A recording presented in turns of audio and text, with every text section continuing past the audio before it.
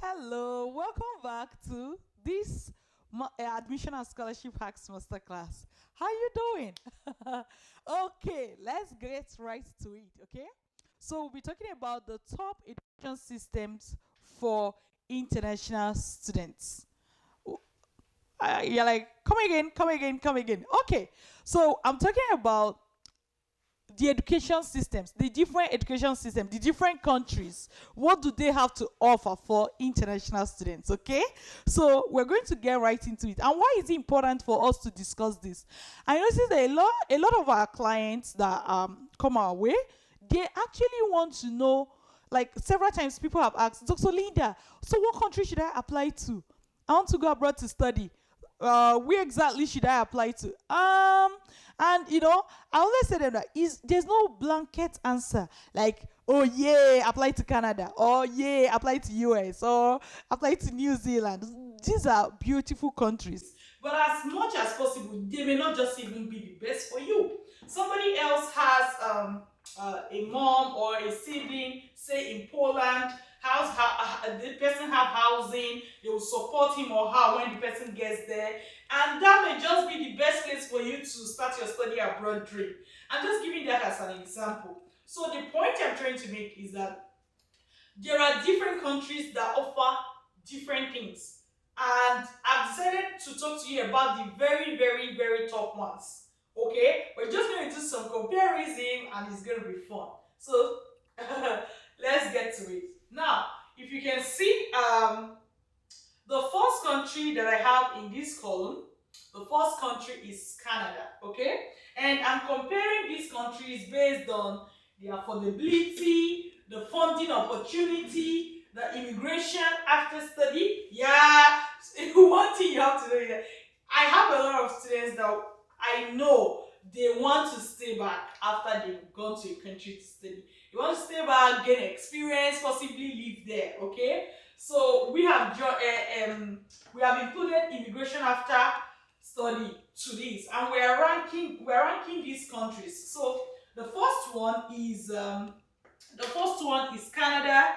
The second one is US. The third one is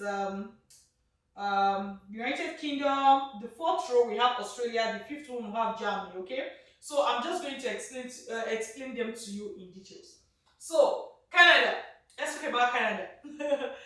Canada is a very good country for international students. In my opinion, is the number one. Is the top. Why? Because Canada tuition is a very, very affordable. Very, very affordable compared to other countries that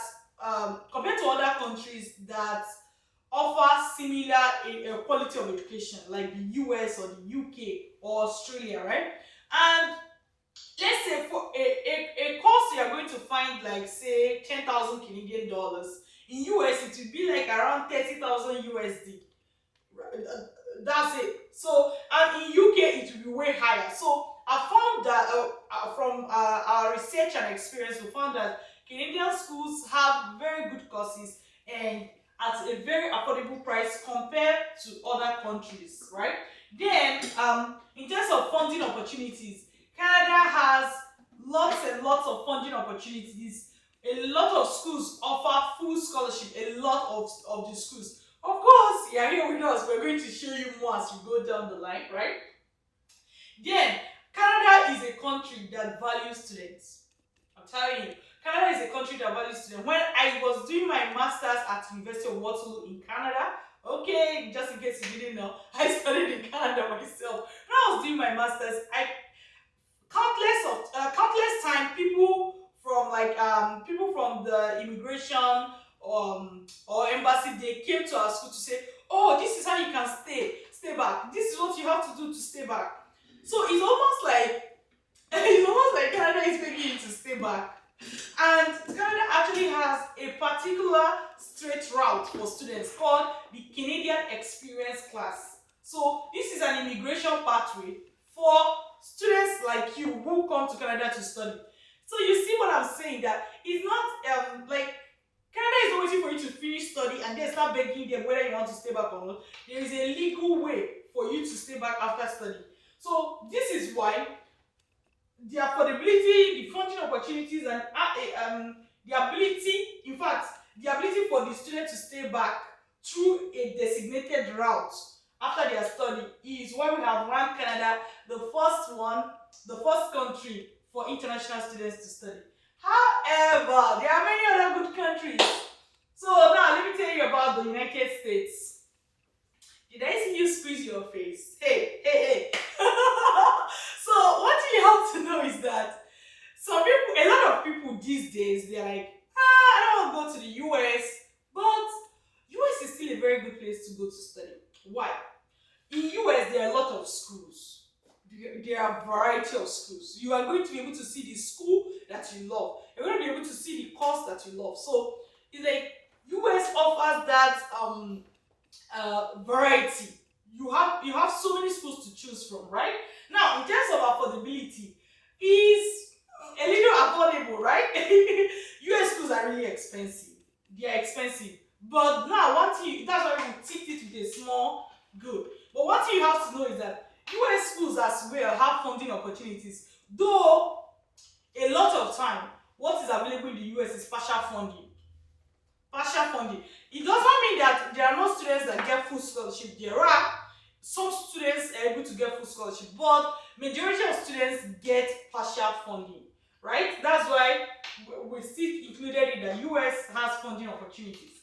Then in terms of immigration after study, for people that stay back in the US, the chances of you integrating into the system after education is there, but it is minimal, right? It's not like Canada where there's a designated route. So in the US, you are able to stay back and work, especially if you're able to find a company that agrees to retain you. Then you can go from there. But it's not as straightforward as Canadian schools. Then we have the United Kingdom. That's UK, right, for short. So UK, UK schools are not as expensive as US schools, but they are still more expensive than Canadian schools. And currently, UK schools have funding opportunities.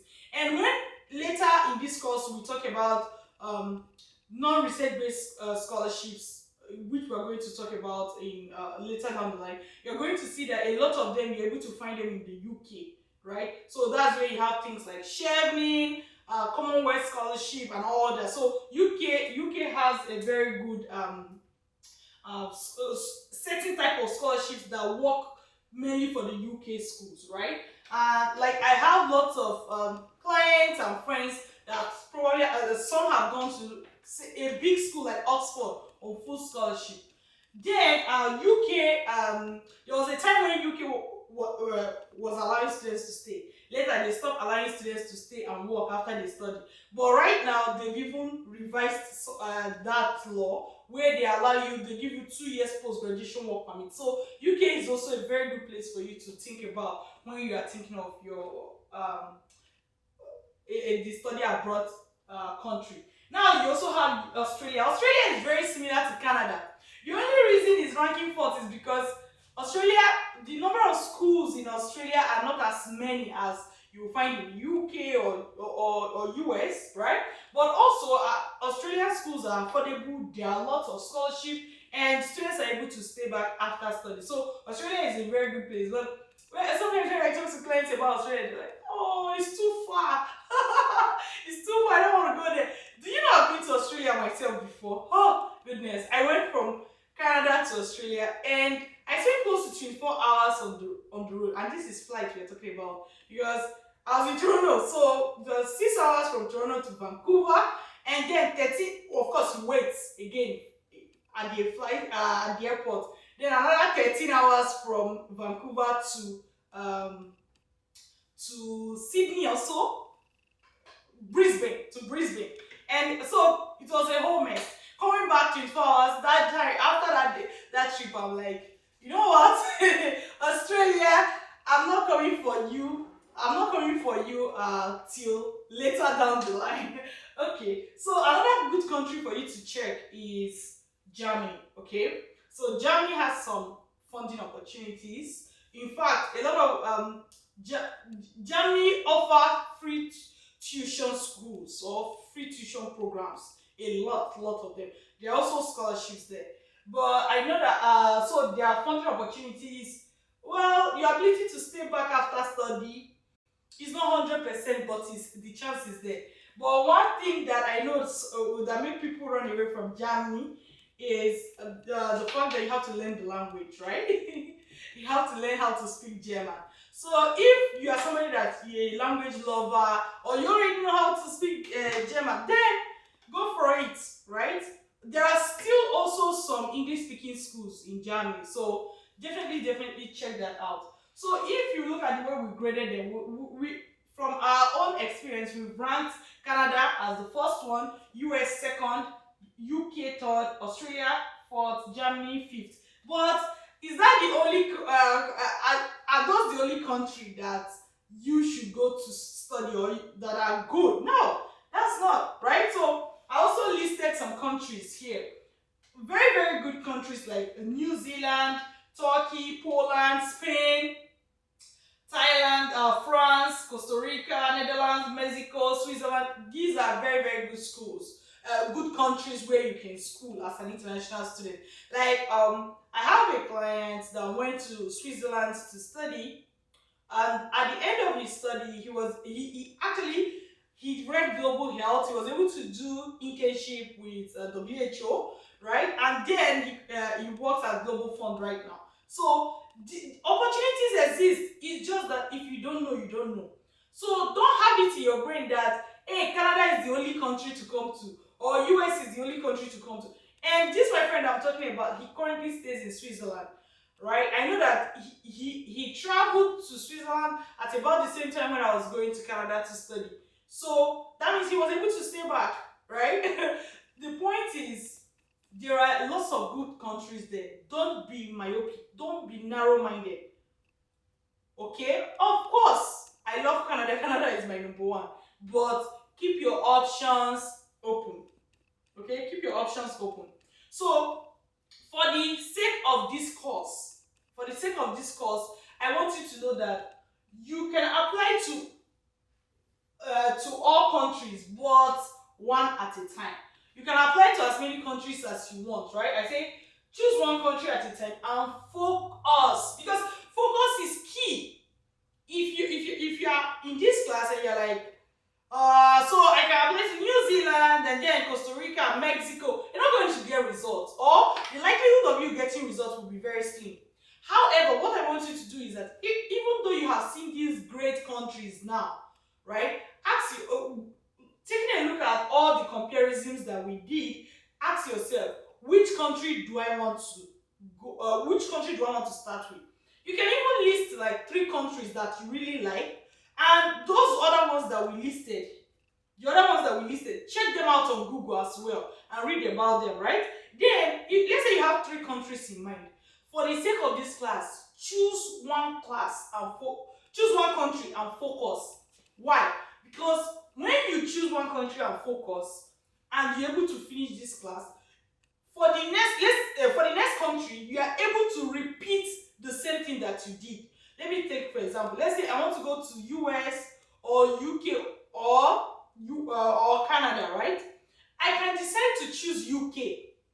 Focus on the UK school so that when we give you assignment, you do it based on what is obtainable in the UK education system. Now, at the end of this training, that same process, all those process that you went through, you're just going to repeat it again for Canada. Supposing you're thinking of Canada, you're also going to repeat it again for US if you decide to do so, right? So choose one country and focus on that country for the sake of this class. Okay? So with that, we've talked about the top education systems for international students, and I hope your assignment for today is you can repeat this lecture. Actually, you can repeat it. Go to look at the countries I mentioned. Look at the countries I listed. They are really very good countries. Go to Google, search and read more about these countries, right? Like how is New Zealand good for international students? What is special about Poland and international students or study abroad? Read about them and then hone down on the one course or on the one country, sorry, that you're going to focus on for the rest of this class. That's your assignment. So by the time I see you again, you should have chosen a country, right?